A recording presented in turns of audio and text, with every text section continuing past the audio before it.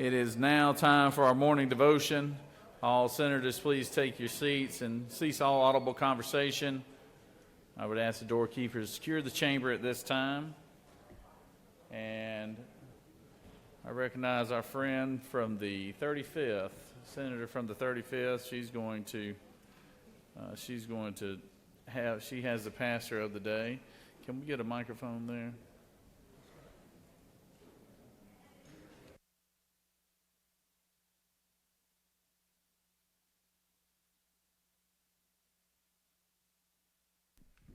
Thank you very much. Praise God, from whom all blessings flow. Amen.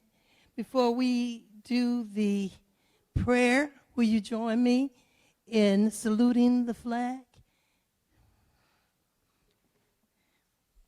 I pledge allegiance to the flag of the United States of America, to the republic for which it stands, one nation, under God, indivisible, with liberty and justice for all. And now, the Georgia flag.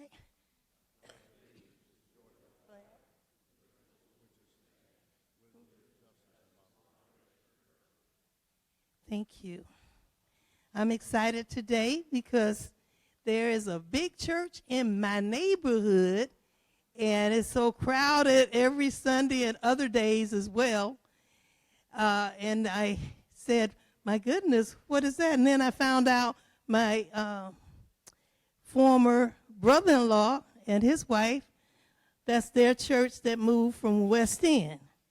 So originally from New York, our pastor of the day made Atlanta his home as he joined the church in 2003 as assistant minister. In just 3 short years after his arrival, he was ordained as the full-time senior minister of the West End Church of Christ, what we now know as the Renaissance Church of Christ.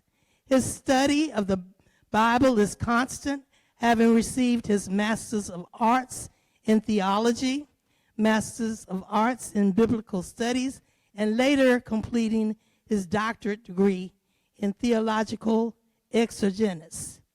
His biblical expertise and understanding of the Word is supreme. He works diligently to ensure his sermon delivers all an impact message in a way that is relevant to all members. His oratorical gift stems from his love and reference of Jesus Christ, our Lord, and his dedication to studying the Word. He also is blessed with the ability to reveal the truth as it appears in the Bible. His sermons have led thousands to be converted in their hearts, and they chose to put Jesus first and be baptized. A mix of sound doctrine, a dose of practical biblical application, and a dash of down-to-earth humor. He delivers a perfect recipe for his church each Sunday. Just as important to Dr. Ophius J. Hayward as devoting time to study, he has made a point to form strong bonds with the members of the church. In addition, he invests time in mentoring young people. As much as he's challenged himself, he also challenges each one of us to center our lives on Jesus Christ and expand our knowledge. Due to his acknowledged expertise in presenting the Word of God, Dr. Ophius J. Hayward is frequently requested to speak on national and regional lectureships and conducts revivals all across this country. Dr. Haywood is considered one of the most dynamic and spiritually sound gospel preachers among churches of Christ today. He is able to articulate the word with profound simplicity and provide practical applications for everyday challenges. Without further ado, Dr. Haywood, will you please come up and offer a word today? Thank you. I am most thankful and grateful for the immense opportunity and thankful to stand before you in devotion before God, to share with you a word that I believe will be relevant to your process as you consider legislation. The interesting reality is that you've been given the privilege to step into the context of blessing the lives of people. And at the end of the day, it is not just about legislation, but how we bless people within the context of their real lives. And to that end, I would like you to consider the great rabbi who walked the streets of Palestine and who was an itinerant minister who came for the purpose of providing truth to the yearning heart. During the last week of Jesus' life, we call it within academic circles the week of passion. And during that week of passion, there was an overarching question that rung throughout the hearts of his great disciples. And that question was, which one of us would be the greatest in your kingdom? And as Jesus heard the great dispute over the definition of greatness, he made a conscious effort and decision to not necessarily engage in verbal exchange, but as John would have it, he girded himself with a towel, removing his outer garment. And as he removed the outer garment and girded himself with a towel, in the midst of this exchange over greatness, Jesus begins to wash their feet. And as Jesus begins to wash their feet, the disciples wondered with great amazement, what in the world was he doing? For in the context of Palestine, it was the job of a menial house slave to wash people's feet. Here he is, the great anointed one of Israel, God in the flesh, has made a decision to give an example, demonstrative, among his disciples, to show them what true greatness really is. God doing the task of a menial slave, and he's washing his disciples' feet. In that moment in time, Jesus gives an incredible teaching. And that teaching to the disciples was, it's not about your title, but what God really cares about is how dirty is your towel. And may we, as we move forward and deal with people's lives within the context of legislation, may we be mindful that it's never about our position, it's never about our title, but like the great messianic master, he showed that true greatness is in how dirty can your towel become. May you recognize that as you sit in these seats for the remainder of the days for which you must be here, that it is never really about who you are or the title that you occupy or the position that you may seek after. But at the end of the day, God has called you to get your towel dirty. And I'm prayerful, I'm hopeful that as you continue down this incredible process, of which I am quite thankful of the work that you do, I hope you know when God returns, to which all of us will one day stand, he will not ask us, what was your title? But he will ask you, how dirty is your towel? May you stand with me and pray. O Lord our God, how excellent is your name in all of the earth. We realize that you are God, and besides you there is no other. We ask you to lead this legislative process for all the constituents that are involved. May we recognize your presence and acknowledge your power and rely on your wisdom.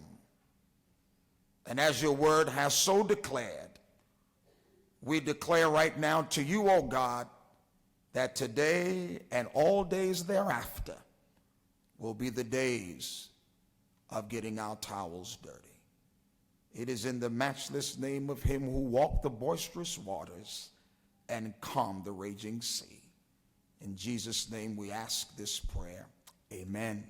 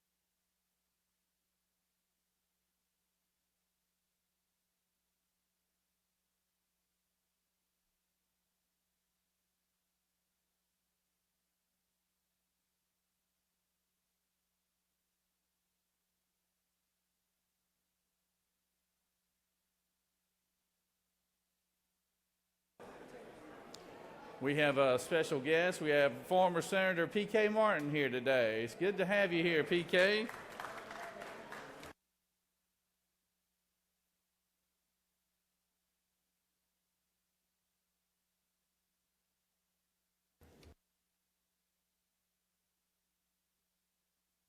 I'd like to call on the senator from the 32nd. She's going to speak from the well today and introduce our doctor of the day. Senator? Thank you, Mr. President. I want to introduce you to a friend of mine that has already been here before, and it should make y'all very happy. It makes me very happy always to have an emergency physician as the doctor of the day. So Dr. Brett Cannon, wave so that everybody will know who you are. And if you guys aren't feeling well or have questions about your health care and want to go talk to Dr. Cannon, he'll be there all day. Thank you so much for coming. What? It's ER. Oh, it's Georgia College of Emergency Physician Week at the Capitol, and in a couple days you'll see a bunch more doctors coming down for Doctor's Day at the Capitol. Thank you. I yield well.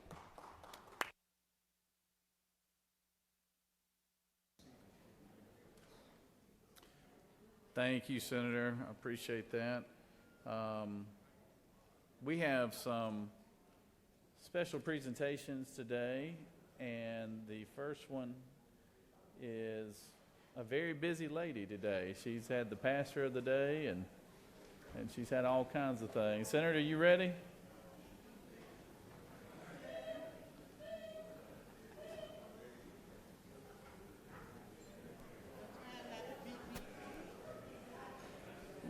We will let the senator have the floor for her special presentation here. Read the resolution. Secretary, read the caption. Senate Resolution 39 by Senator James of the 35th, Davenport of the 44th, Rhett of the 33rd, and Halpern of the 39th. A resolution honoring the memory of Miss Rosa Parks and recognizing February 6, 2023 as Rosa Parks Day and for other purposes. Whereas on December 1st, 1955, Seamstress Rosa Parks became a beacon of courage and a symbol of the civil rights movement when she refused to give up her seat on a city bus. And whereas her quiet insistence on human dignity in the face of segregation, racism, and Jim Crow laws sparked the citywide bus boycott in Montgomery, Alabama, that brought an unknown young minister, Dr. Martin Luther King Jr., to national prominence. And whereas Rosa Parks has been hailed as the mother of the civil rights movement in America for her pivotal act on that day in Alabama, as well as for her lifelong commitment to justice for Black Americans.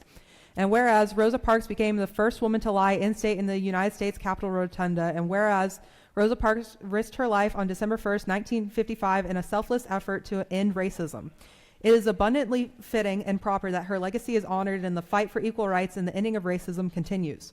Now, therefore, be it resolved by the Senate that the members of this body honor the memory of Mrs. Rosa Parks and her gallant service to this nation and the civil rights movement and recognize February 6, 2023 as Rosa Parks Day. Mr. President, that completes the order. Is there objection to the resolution? Chair hears none, and the resolution is adopted.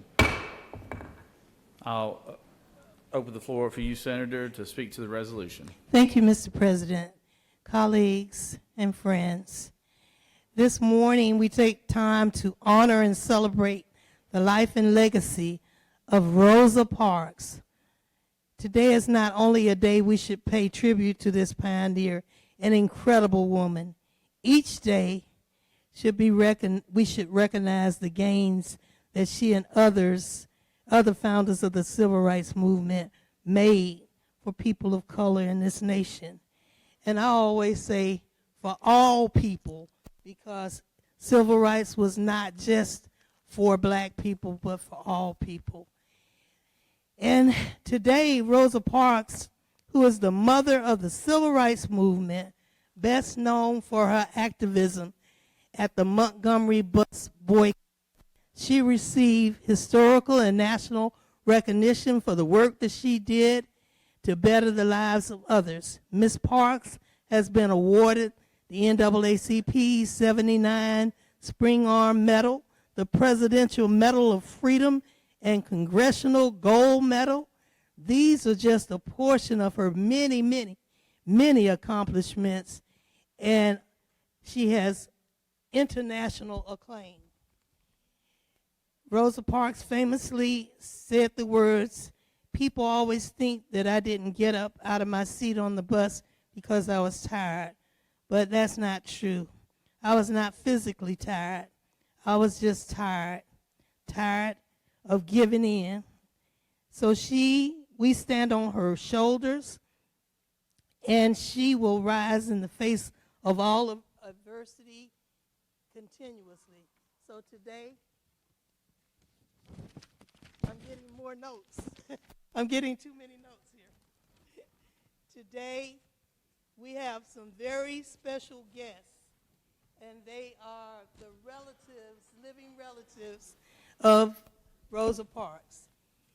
So as we continue to celebrate this morning, let me just introduce you with my favorite quotation out of the Bible, and that is from Corinthians 4:8-9. It says, "We're hard-pressed on every side, but not crushed, perplexed, but not in despair, persecuted, but not abandoned, struck down, but not destroyed.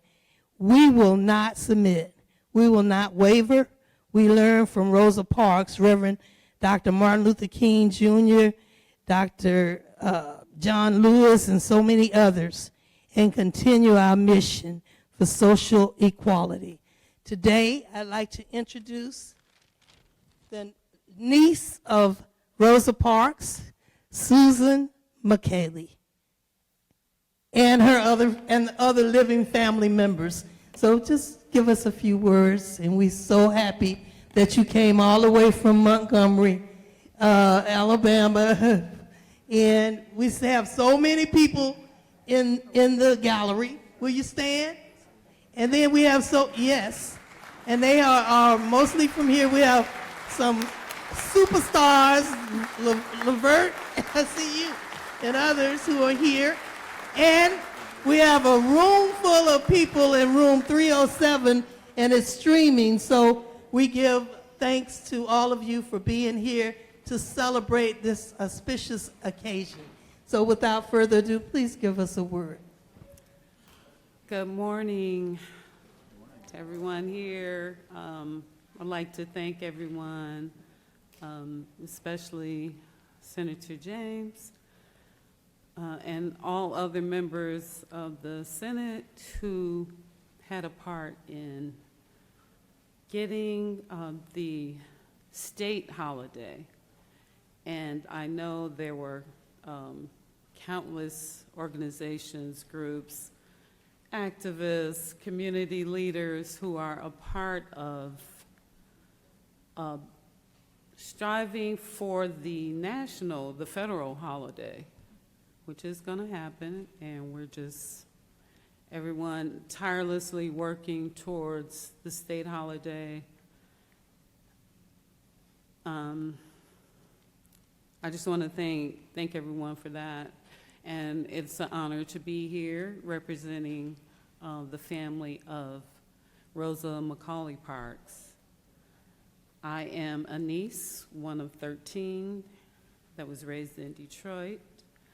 Rosa, Raymond, and Leona, they fled Montgomery and came up to Detroit.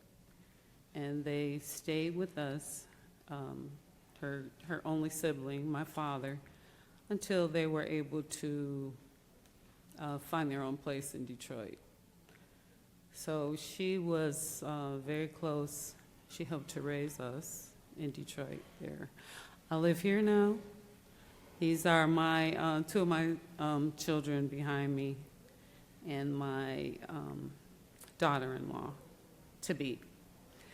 But thank you so much for the resolution. I look forward to the federal holiday coming up. I know it's going to happen. I'd like everybody to think about what we want to do with that day, the federal holiday. Just keep that on your mind, because we are going to have a federal holiday for Rosa Parks. Thank you so much. Good job. Good.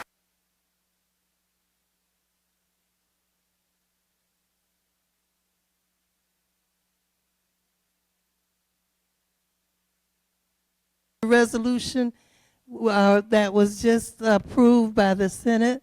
And we thank you. We thank Grand Master Frederick McHenry that's up in the Mayor Anthony Ford, the mayor also of Tuskegee, Alabama, the mayor of,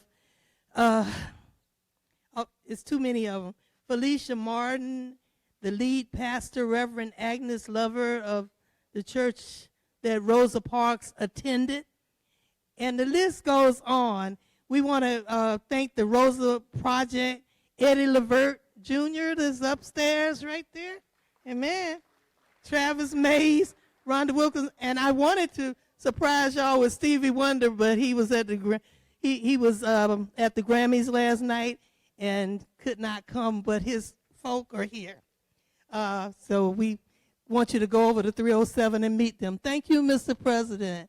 I yield the well, and I thank you so much for being here. Can someone give her the resolution? Oh, I have it.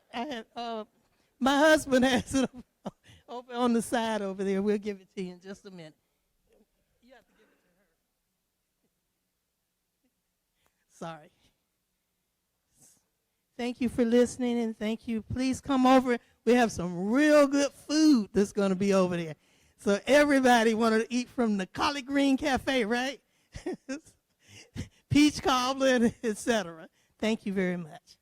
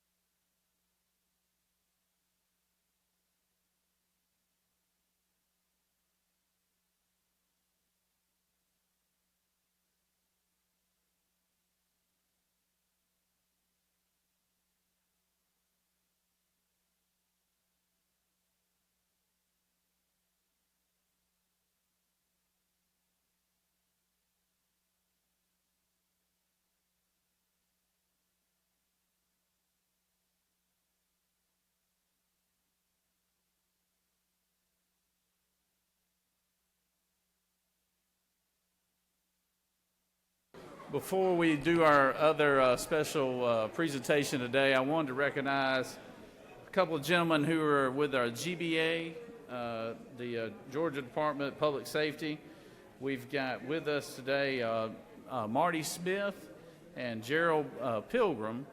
And the reason why we want to recognize them is because they were instrumental in making sure that we will have trained medical staff, EMS folks here at the Capitol for any kind of emergencies that might take place, and that's something that has not been the case in the past. And let's give them, Marty and Gerald, you here, stand up, and let's give them a round of applause here.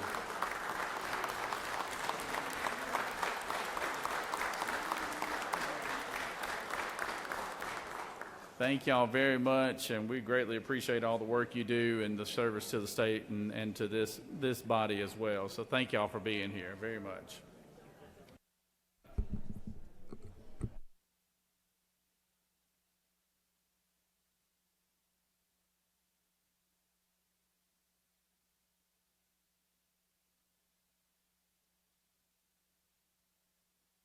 We have a very special guest here today that our good senator here from the 23rd is going to introduce. Secretary, will you read the caption? Senate Resolution 75 by Senator Burns of the 23rd, Kennedy of the 18th, Gooch of the 51st, and others. A resolution recognizing and commending Louis Graziano as his incredible bravery and his dedication to this country for his efforts in World War II and for other purposes. Whereas Louis Graziano was born in 1923, making him the last surviving World War II veteran to witness Germany's surrender. And whereas he was part of the Omaha Beach invasion on D-Day, he was in the third wave, he was a master sergeant in World War II, and he helped build the Dwight D. Eisenhower headquarters in Europe. And whereas after D-Day, he was in the Battle of the Bulge, where he almost lost his feet to frostbite, and he took part in the June 6th invasion of Normandy in 1944. And whereas he became the utilities foreman for the 102nd Infantry Field Artillery Battalion Special Headquarters Command in Reims, France. Part of this job called for him to be responsible for all American-occupied buildings in Reims, including the Little Red Schoolhouse where Germany signed the surrender document. And whereas, after witnessing the signing, Mr. Graziano took the Germans to another room to meet General Dwight D. Eisenhower. And whereas he graduated from the Buffalo School of Beauty and Culture, and he was working at his sister's salon when he got drafted into the Army.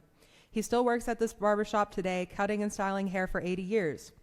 And whereas Mr. Graziano met his future wife, Eula Bobby Shaneyfelt, while he was in Reims, where she served as a staff sergeant in the Women's Army Corps, and the couple moved back to the United States and raised 5 children: Louis, Moira, Marcia, David, and Kim. And whereas for most of Mr. Graziano's life, Thompson has been his home, he truly loves his community, and they love him. And now, therefore, be it resolved by the Senate that members of this body commend Louis Graziano for his heroic actions in World War II and honor the pride and prestige that it has brought this great state to call him a resident. Mr. President, that completes the order. Thank you. Is there objection to the adoption of the resolution? Chair hears none. The resolution is adopted. I tell you, it is a special day today for have Mr. Lewis here. Today is his 100th birthday today. So, yeah.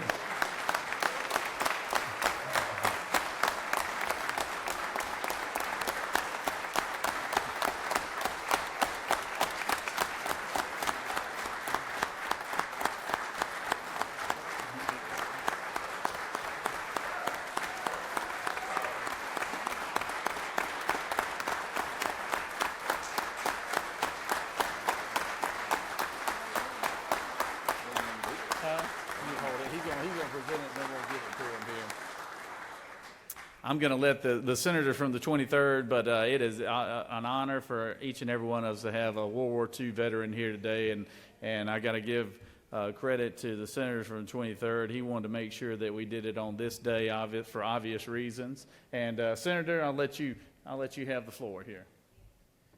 Thank you, Mr. President. It is indeed an honor to have Mr. Louis Graziano with us today. He is Luciano Charles Graziano Sr., born in Aurora, New York in February the 6th, 1923. Amazing life. It all changed when he entered the United States Army in 1943. He served on D-Day, as you've heard, Omaha Beach, third wave. Maybe we'll have him tell a story or two about that experience. But then on through France, on through the liberation of France, survived the Battle of the Bulge, was responsible for all the utilities of U.S. Facilities in Reims, France, and was personally there at the Little Red Schoolhouse in May 7th, 1945, when the surrender was signed. He met his wife, Bobby Schoenfeld from Alabama. She was a WAC in Reims. They married in October of 1945, October 2nd, 1945. And then when they returned to New York, she quickly brought him south. He migrated to Augusta, Georgia, but learned quickly that his customers were in Thompson. So he moved to Thompson, Georgia, in McDuffie County. He has spent the last 60 years in Georgia. So he's one of ours. He's one of ours. There are so very, very few World War II veterans left, and there are none left that witnessed the signing of the unconditional surrender of the Germans at the Little Red Schoolhouse in Reims, France, in 1945. Ladies and gentlemen, Mr. Louis Graziano.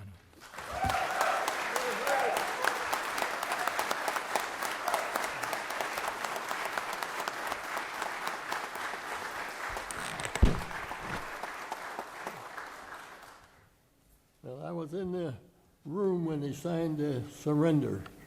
In Eisenhower's room, I took care of that war room for Eisenhower. And I don't know. Give me your best Ike story. Well, when the surrender was signed, I took the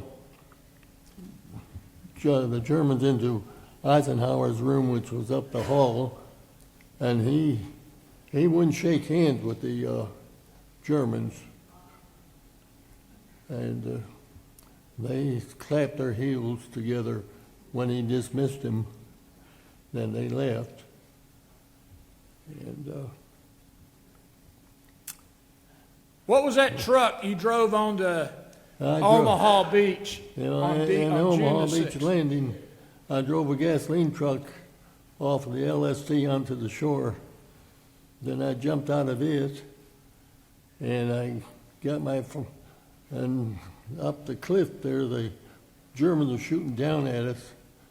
And I got my flamethrower out, and I shot the flames up underneath the cliff up there where the Germans had their gun, and got that guns down.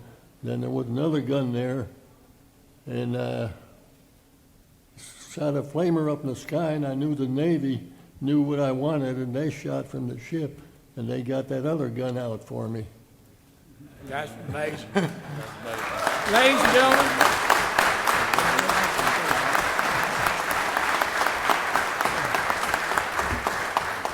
if you would like a full account of the life of Louis Graziano, there's a book that will tell you the stories that will make your children cry. Okay? So give it a chance. Let me say we have his children with him today. We have his son, Butch, Louis Graziano II, Marty, his daughter Marcia, Kim, and Maura. Is that right? And then we have a host of his family in the gallery. We're so glad they could join us today. This is the celebration.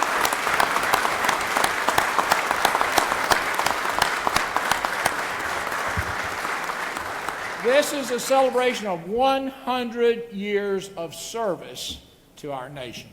Thank you, Mr. Graziano. All right, thank you. Happy birthday. I understand he still drives his pickup truck in McDuffie County, Georgia, which is amazing. Yeah, they can't have my license. They can't have my license. They're not going to take my truck away. Is that right? All right, we have a cake. Well, we're going to step right down here. In honor- We're gonna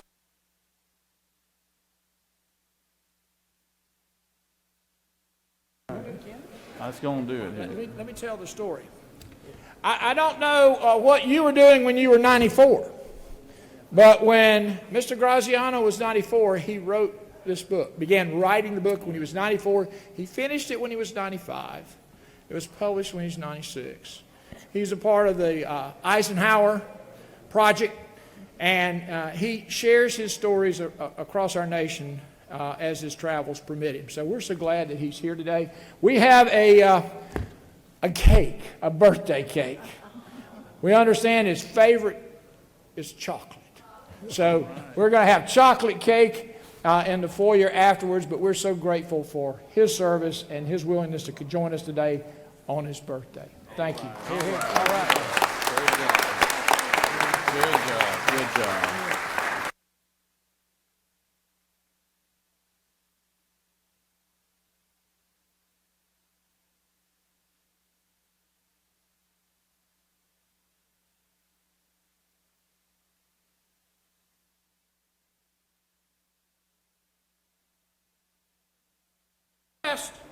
Yes, there has been a special request, and I feel like we need to grant this special request. So we're gonna. Elvis is in the house. Come here, Elvis. Elvis is We're going gonna- to we're lead gonna- us in a short rendition. We're going to give Senator from the 8th the floor.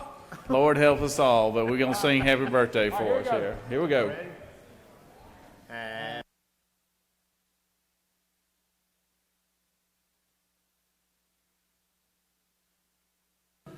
Happy birthday, dear Lewis.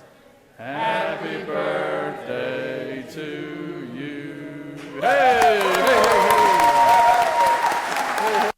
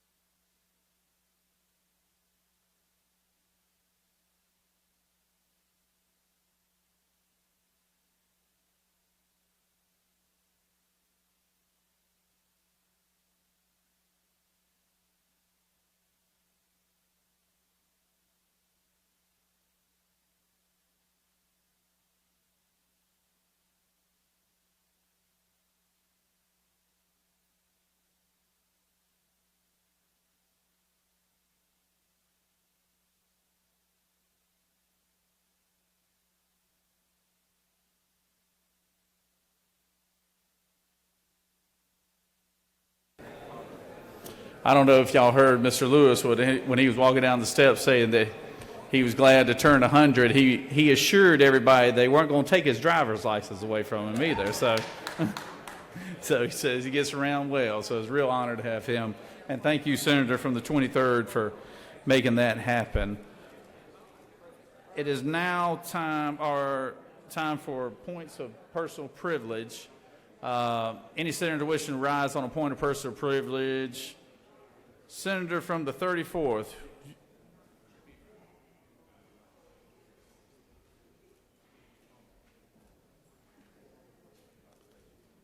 The floor is yours, Senator.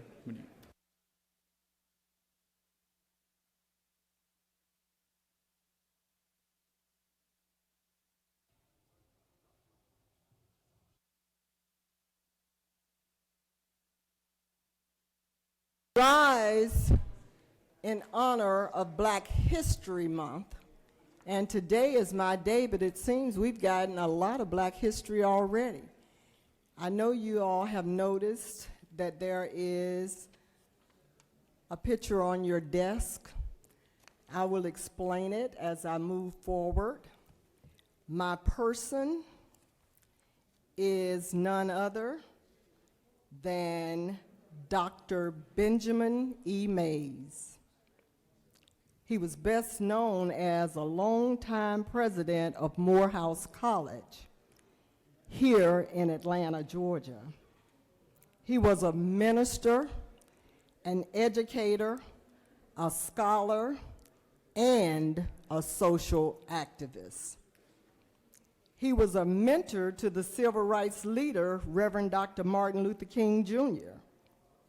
He was born August 1st, 1894, and died 1984 at the age of 90. I chose him because he was superintendent of City of Atlanta Public Schools when I was in public schools in the City of Atlanta. When my husband bought our first home and moved our family down to Clayton County, I was perplexed as a young mother and was having a few challenges in the school system that we had put our children in. When I reached out to Dr. Mays, he was so excited. He said, "I want to meet the kids. Why don't you bring them over? Let me give you my address." So the picture that you see on your desk is a picture of my son, Vincent, when he was 9 years old, and my daughter, Wendy, when she was 7 years old. He was so excited because Dr. Mays had a little conversation with him, man to man. How often can your children get to participate, talk to, be like a granddaddy? Because the kids said, he's just like granddaddy. Be like a grandfather to them. But the catch-all was this book. There we go. And the book is on the screen, but it is an autographed copy. This book sold for $7.95. Of course, the kids Googled it, and on Amazon, it's 200 and whatever he told me. I forgot the exact amount. But the autographed copy, according to, when you Google and do all those things that I'm not good at, it actually sells for even more. However, I've already had it, put in a shadow box? Nobody's taken this one anywhere. This is genuine. But I do want to go ahead and read what he said to Vincent, and even though it's entitled, "Lord, the people have driven me on," Benjamin E. Mays, he wrote to my son, Vincent C., at G.W. Northcutt Elementary School,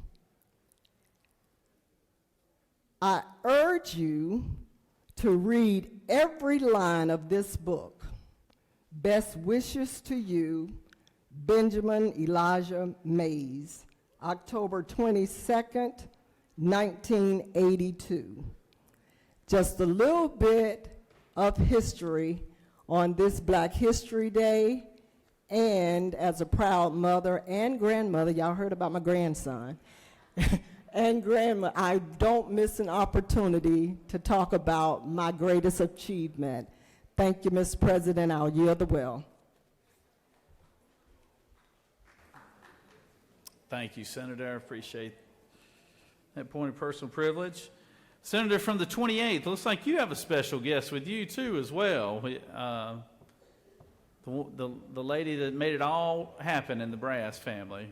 Senator Brass has his mother with him today. Let's give her a big round of applause here.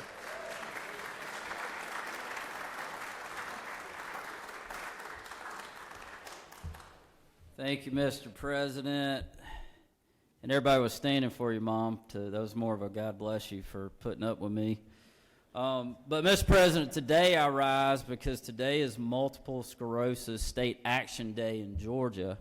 And our friends from the Georgia chapter of the National MS Society are here. Many of them are up in the gallery. If y'all will wave to them and give them a big hand. And they're going to be down here going around today advocating and really educating us on MS and what that means. And just so you know, there's a lot about the disease that we don't know. But we do know that it's a disease that impacts the brain, the spinal cord, and optic nerves, which make up the central nervous system, pretty much controlling everything we do. And so the exact cause of MS is still unknown. But there are nearly 1 million people in the United States and 2 million worldwide that live with MS. So MS is most common non-traumatic disabling disease that actually affects young people, young adults. It can have a significant impact on a person's emotions, not only because MS is challenging to live with, but because it affects part of the brain that controls mood. That's why our MS Society friends have been talking about mental health legislation over the past several years. And so although a cure for MS has not been discovered, a number of medications have been approved by the FDA over the past 25 years. And my mother has been a benefit of that. She was diagnosed 20 years ago, 25 years ago at the age of 47.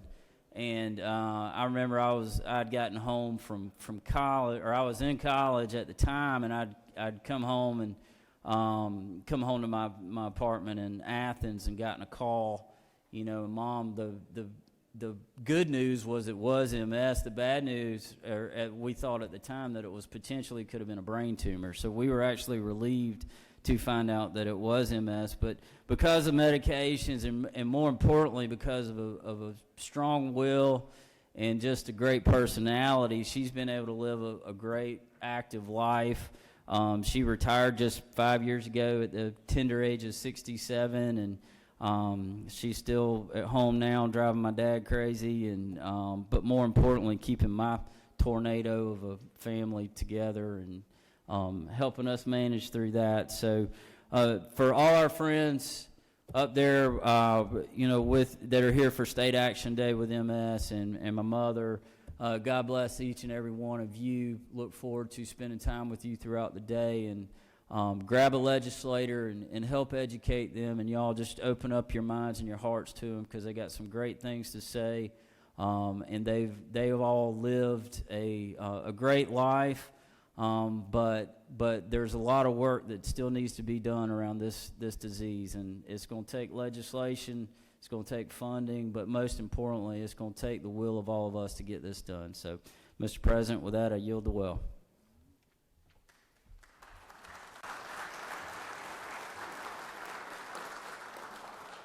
Thank you, Senator, and thank you, Mrs. Brass, for being here. And it is something we need to always be conscious of. That is a very, very troubling disease, and it's also very troubling when you have a family member that has that. So thank you for coming down here, Senator, and sharing that with us. Senator from the 22nd, wish to rise on a point of personal privilege.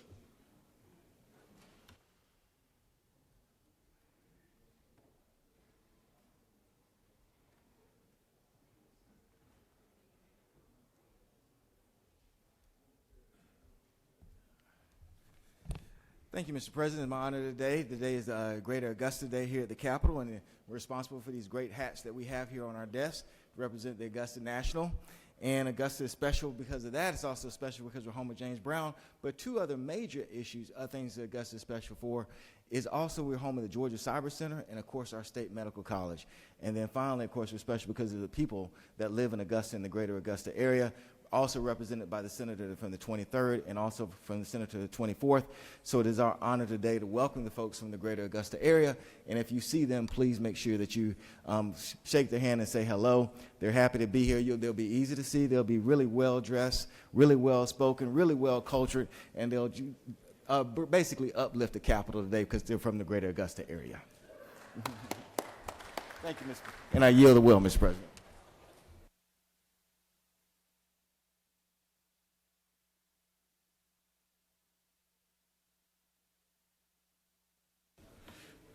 Thank you, Senator. Senator from the 33rd, do you wish to rise on a point of personal privilege?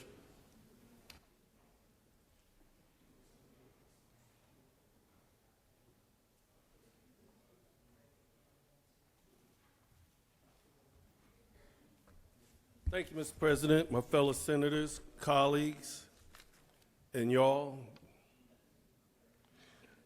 Today, I'm up here because it's Black History Month and I have a Black History moment. And I don't have to look too far, but to look at the senator from the 15th District, the Dean, Senator Ed Harbison. He's of Columbus, Georgia, and was first elected to the Senate from the 15th District in 1992. Senator Harbison represents the citizens of Macon, Marion, Talbot, Taylor, Scaly counties, as well as portions of Chattahoochee County and Muskogee, and probably a few more. During the 2008 General Assembly, Senator Harbison successfully sponsored a bill to ease the barriers and alleviate bureaucratic red tape for children of military families who transferred from one state to another. The senator from the 15th is also responsible for legislation which designated Georgia as the Purple Heart State, established a separate court for veterans in Georgia, established the Military Hall of Fame in Georgia, and a bill authorizing the consolidation of the Chattahoochee County and Cusseta. Senator Harbison is also responsible, prior to his election, the senator served as second vice president of Muskogee County School Board and was a member of the Columbus Charter Review Commission. Born in Prattsville, Alabama, and raised in Montgomery, the senator from the 15th graduated from the Career Academy School of Broadcasting and attended Troy State University at Fort Benning. He served 4 years in the United States Marine, hoorah, and is a recipient of the Purple Heart. Senator Harbison is also a public relations and advertising consultant and a broadcast journalist. Senator Harbison has been featured in NBC's Dateline News program regarding the death penalty and other issues, and the senator has received numerous awards for his professional accomplishment in his community service, such as the National Infantry Association Order of St. Maurice for distinguished and gallant support of the infantry, the Associated Press Award, Annual Award for Best Regularly Scheduled TV Newscast, the Department of Defense Vietnam Veterans of Appreciation Award, the Legacy of Leadership Award for Outstanding Service to the African American community, and I can go on and go on. But just recently, last year, he was elected as a broadcaster to the Georgia Hall of Fame. So please put your hands together as we recognize this man of integrity, the man of the 15th, Senator Ed Harbison. I yield the well.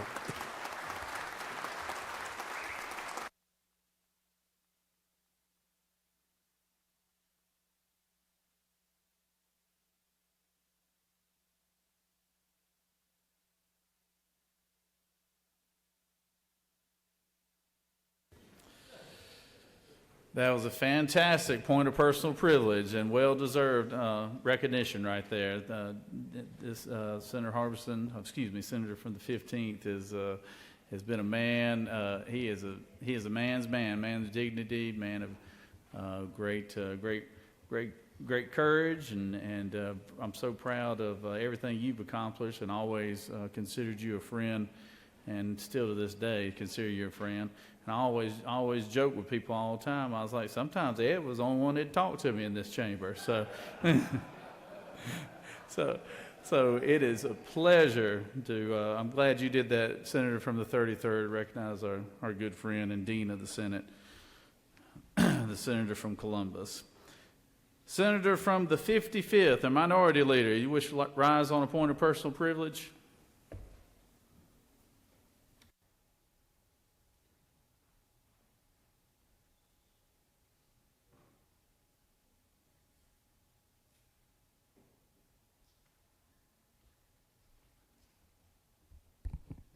Thank you, Mr. President, members of the Senate. I rise on a point of personal privilege today to recognize acts of haters on yesterday. On Sunday morning, people in the predominantly Jewish neighborhoods in Sandy Springs woke up to flyers strewn in their driveways, spewing hate. I won't bear the lead here. No one, not one Georgian, should ever wake up to hate. And as many of you well know, this isn't the first time Jewish Georgians have been targeted.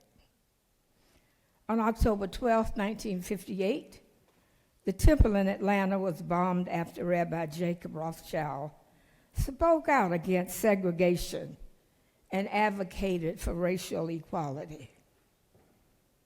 Then Mayor of Atlanta, William Hartsfield, and AJC editor Ralph McGill quickly spoke out against the violence.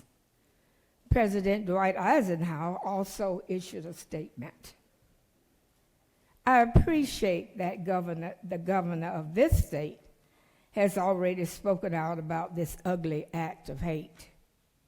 But there is more. Still, that we as the legislative body must do to address these wrongs. Anti-Semitism and visible acts of hatred toward Jewish communities have risen in the last 5 years. Let us not forget that 11 Jewish worshipers were killed at the Tree of Life in Pittsburgh, and far-right marchers chanted, "Jews will not replace us," in Charlottesville, Virginia. These acts of violence and intimidation are indicative of our country's anti-Semitism problem. Our own Georgia congressional member have spouted nasty anti-Semitic conspiracy theories about Jewish space lasers. According to the data, Georgia reported at least 238 hate crimes incidents in 2021, an increase from 195 incidents in 2020, reaching the highest number it has been in over 2 decades. While I am proud that we passed the hate crimes law in Georgia after years of effort, it should not take blatant acts of violence for us to take action against crime, against hate. Normalizing hate towards any group, class, or citizen in this state is unacceptable. While I am not Jewish, I know that my beliefs are underpinned by a Jewish text and belief. And I personally stand with the Jewish community against anti-Semitic hate because I understand what it feels like to be targeted on the basis of your identity. At its core, religion is about love, God's love. We love, our love. Our communities stand together in the tradition of love. And it is up to each of us to demonstrate that love for one another through action in the face of injustice. There is an anti-Semitism bill labeled in the House that we stand ready to support. I hope you will support us in our endeavor to ensure Georgia is a place where hate against any community is not only untolerated, but staunchly rejected.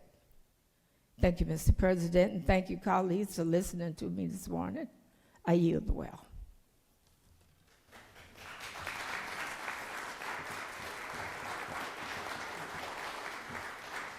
Thank you, Minority Leader. Thank you for bringing that to the upon appointed personal privilege. I think everybody would agree with your sentiments. Senator from the 40th, would you like to rise on point of personal privilege?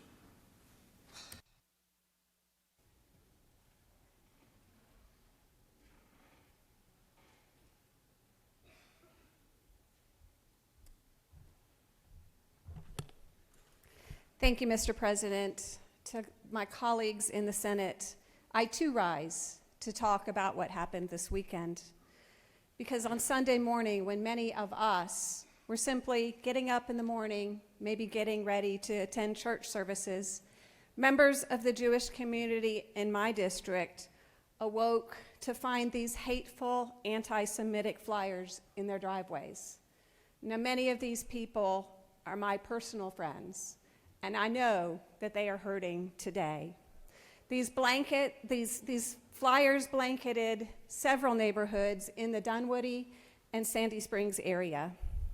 Sadly, this is no longer an uncommon occurrence. The AJC reported that these instances doubled in the last year. There have been similar instances in many of your districts: Noonan, Macon, Carrollton, Rockmart, Columbus, Cartersville. The white nationalist groups responsible for these actions seek to desensitize us to anti-Semitic rhetoric. Yet we know that rhetoric often leads to violence. We cannot let them win. I hope that you will join me in standing with the Jewish community and denouncing these actions in no uncertain terms, because hate in any form has no place in Georgia. Thank you, Mr. President. I yield the well.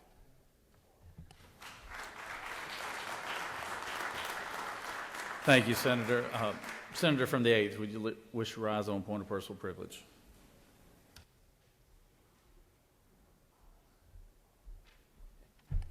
Mr. President, I'll try to make this as quick as possible. On your desk, you should have a Legislative Sportsman's Caucus sign-up sheet. If you would please, if you're interested in joining that caucus, please fill it out and give it to me today. Also, just wanted to say, wow, how awesome was that to have Mr. Graziano here, 100-year-old World War II veteran. You know, we just buried our Pop last year. I gave the eulogy at his funeral, and Pop was taken prisoner of war during the Battle of the Bulge. And I was talking to Mr. Graziano, and I told him that, and he said, yeah, he said, I got frostbite during the Battle of the Bulge on my feet and couldn't walk. And, you know, I just thought about how great this country is and how we stand on the shoulders of giants. And you think about it, y'all, the freedom that we enjoy with so much of what we see going on in Washington. I've got news for you. If you're a Democrat, there's a lot of Republicans that died for your freedom. If you're a Republican, there's a lot of Democrats that died for your freedom.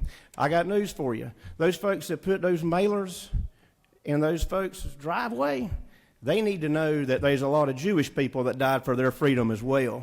Because if you look back in 1941, December the 7th of 1941, when the Japanese bombed Pearl Harbor, they destroyed the Pacific Fleet. Hitler had taken over all of Europe. Britain stood as the lone democracy on the European continent. We look back now like Allied victory was assured, but I promise you, in 1942, it was not. After the Japanese bombed Pearl Harbor, they took over Guadalcanal and all those islands in Asia. But this country came together. What divides us is so much weaker than what unites us. We came together. We mobilized our manufacturing sector.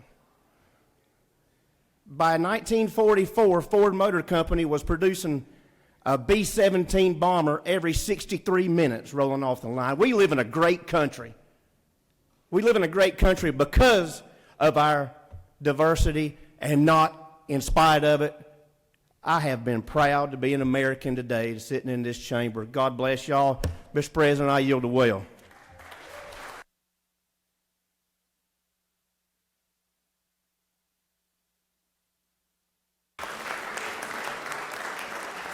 Thank you, Senator. Thank you for those Those inspiring words there. I think you summed it up right there, Senator. Senator from the 14th, would you like to rise on a point of personal privilege?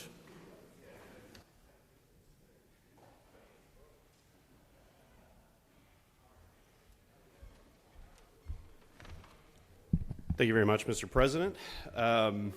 Colleagues, I rise today to observe something inspiring happening in my district, in Sandy Springs, something we can all be happy about. This is an especially good month to honor the achievement of a local black woman business owner who has done amazing things with the community in Sandy Springs by taking over a gymnasium, a lease from the city of Sandy Springs in August 2019, and turning that gymnasium into what is now called Phoenix Gymnastics. The owner's name is Miss Gina White. She's gotten a little media attention recently for the amazing things she's been able to do.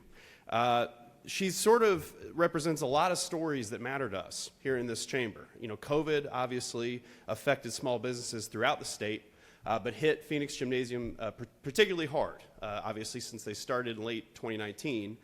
She started with 100 recreational students, and these are kids from 18 months to 18 years who are, you know, connecting mind and body and getting into their rhythm with gymnastics as their extracurricular activity. But the shutdown was hard. Now, she only shut down for 4 months, and like most or much of the state, tried to come roaring back, tried to do her best to, you know, manage COVID restrictions, reopen. And in the time since, she has managed to go from the 100 recreational students she started from to 300 recreational students who are still practicing at the gymnasium. She's got 35 competitive girls who do competitions on a team, and their season will run through April. And she's also done programming for neurodiverse students. So truly, I mean, serving every aspect of the community. But here's a point, too, that I wanted to emphasize about her resilience. She took a creative approach to staffing. You know, businesses across the state have had issues with staffing. She saw an opportunity to enroll high school students in a work training program to get them certified through USA Gymnastics so they could actually coach the students at a time when it was really hard to find people to come work full time. But in any event, she's still having some, you know, financial troubles that are carryover from the COVID era, and I think this is true of a lot of businesses. So I just wanted to come and show my support for Miss White, for Phoenix Gymnastics, and for all the other small businesses and minority-owned businesses that she represents. I think that she embodies the entrepreneurial spirit of American small business owners, has created community in Sandy Springs in such an important way, and especially this month, I wanted to give her a shout-out. Miss White is here today. Miss White, if you could stand and just be recognized by the chamber. Thank you so much.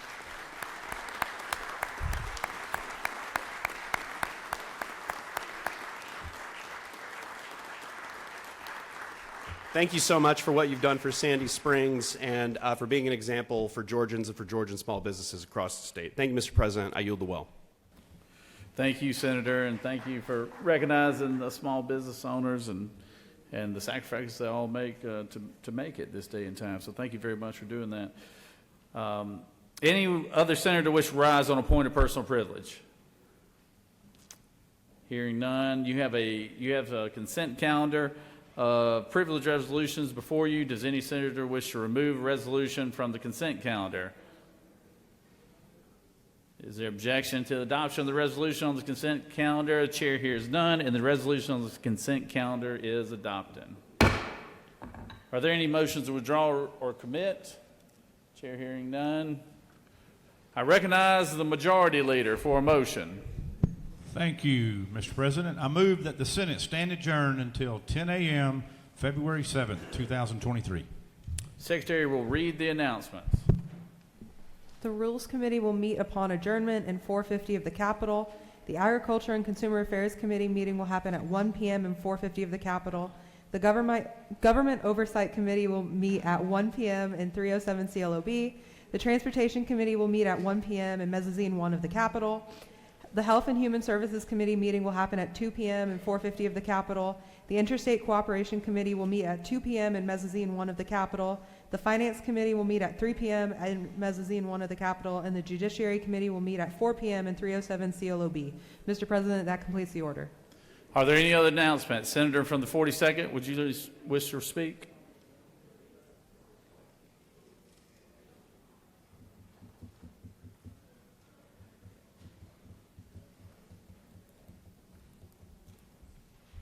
Thank you, Mr. President. Just wanted to take a moment and let this body know that we received some unfortunate news this morning, which is that Senator Donzella James lost a sibling, a sister, over the weekend. So please keep Senator James as well as her entire family in your prayers.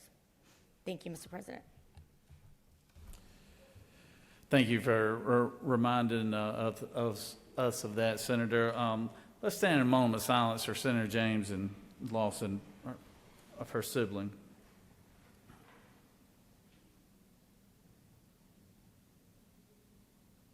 Amen. Thank you, Senator, for that. Are there any more announcements? Any additional announcements? Chair hearing none. The majority leader has moved that we stand adjourned till Tuesday, February 7th at 10 a.m. All those in favor of the motion signify by saying aye. Ooh. Oh. All those opposed, no. The ayes, I guess, clearly have it. We're adjourned.